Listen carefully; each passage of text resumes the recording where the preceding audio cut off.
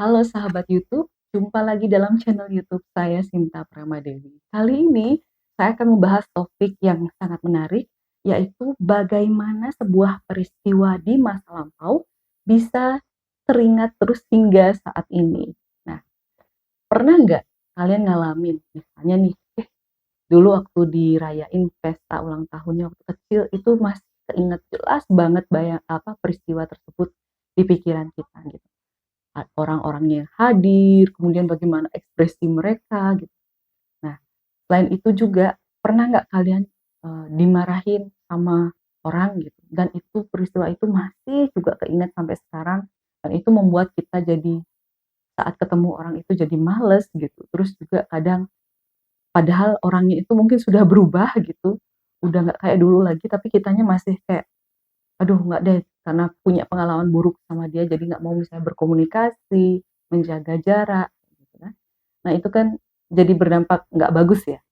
Dan kali ini saya jelaskan bahwa sebuah peristiwa di masa lampau itu bisa keinget sampai saat ini itu karena adanya muatan emosi di sana.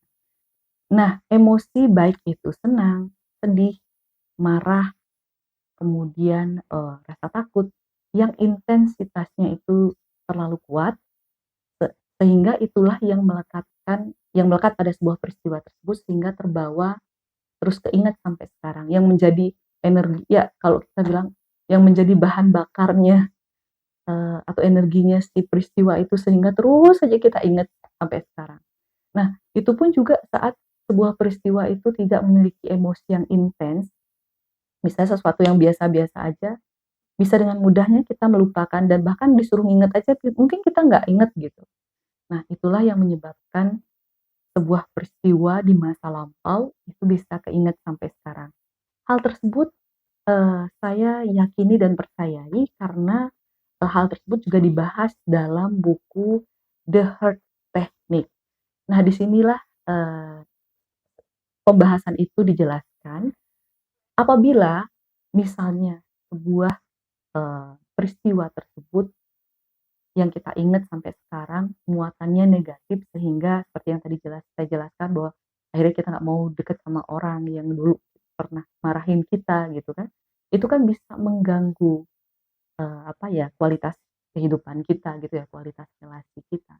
Nah, di sini di buku ini itu, menyajikan teknik, untuk merilis emosi atau untuk, menetralkan intensitas dari emosi dari sebuah peristiwa.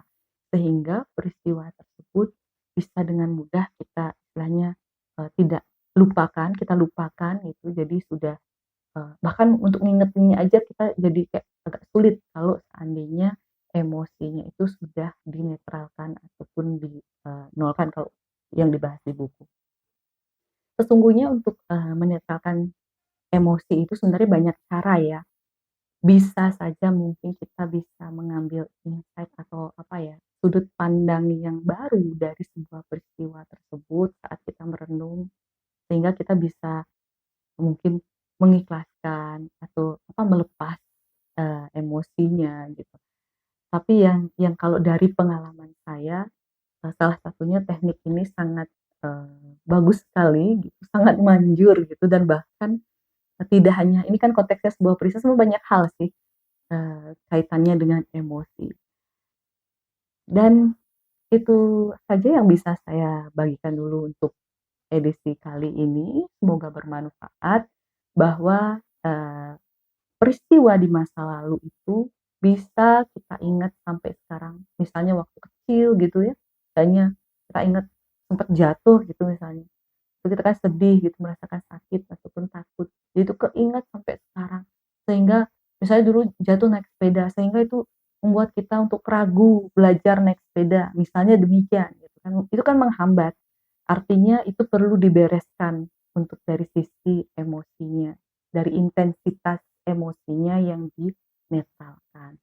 Karena kalau untuk emosi-emosi tersebut tetaplah ada karena memang itu sudah menjadi bawaan lahir kita, baik itu rasa takut, rasa marah, rasa sedih, kemudian, ya emosi-emosi lainnya eee, itu itu sebenarnya adalah salah satu bagian dari diri kita. Cuman pada saat intensitasnya terlalu tinggi dan juga peristiwa tersebut membuat kita jadi tidak bisa melakukan, apa ya, hal yang baru di masa kini dan mengganggu kualitas hidup kita, mungkin itu bisa untuk dibereskan, seperti itu. Ya, demikian yang bisa saya bagikan kali ini, semoga bermanfaat. Terima kasih sudah menyaksikan channel YouTube saya.